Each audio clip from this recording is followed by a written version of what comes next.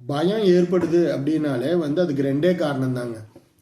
ஒன்று நமக்கு தெளிவில்லாத விஷயத்த பண்ணி தான் ஆகணும்னு நம்ம பண்ணும்போது பயம் ஏற்படுங்க. இது உலகத்தில் மனுஷனாக பிறந்த அத்தனை பேத்துக்குமே ஏற்படுற விஷயங்க. இது அந்த அனுபவம் அதிகமாக நம்ம இந்த நாலேஜ் நம்ம அப்கிரேட் பண்ண இந்த பயம் ஆட்டோமேட்டிக்காக போயிருங்க. இதனால எந்த பிரச்சனையும் இல்லை. நம்ம ஆல்ரெடி பண்ணி முடித்த விஷயத்த தெளிவு இருக்கிற விஷயத்துலையே தவறு நடந்துருமான பயம் வருது அப்படின்னா அப்போ அந்த ஆறால நெகட்டிவ் எனர்ஜி இருக்குதுன்னு தாங்க அர்த்தம். இப்போ கல் உப்பு ஒரு பேக்கெட் 15 ரூபாய்ங்க, 2 பேக்கெட் 30 ரூபா. 30 ரூபா அந்த உப்பை வாங்கி ஒரு பக்கெட் தண்ணியில் முன்னாடியே போட்டு வச்சுருங்க, முழுசாக கரைஞ்சிடணும். அதில் முதல்ல குளிச்சுட்டு அதுக்கப்புறம் நல்ல தண்ணியில் நீங்கள் அதுக்கப்புறம் குளிச்சுக்கலாங்க. இப்படி குளிக்கும்போது என்ன ஆகும் அப்படின்னா அந்த நெகட்டிவ் எனர்ஜி அந்த இதெல்லாம் நம்மளை விட்டு போயிருங்க.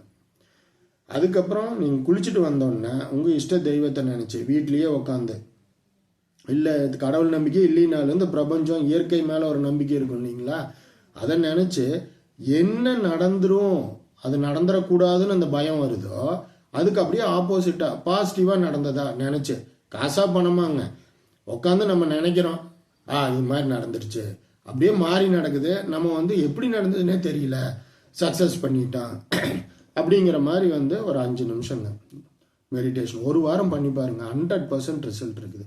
இது ஆல்ரெடி இந்த மாதிரிலாம் எக்ஸ்பீரியன்ஸ் பண்ணவங்க கமெண்ட்ல தெரிவிங்க. படிக்கிறவங்க அவங்களுக்கு ஒரு பாசிட்டிவ் ஒரு உந்துதல் ஏற்படும் இதை பண்றதுக்கு. அது மொத்தம் பயம் நம்மளை விட்டு போயிடுச்சுனாலே நிறைய விஷயத்த நம்ம சாதிச்சிடலாம்.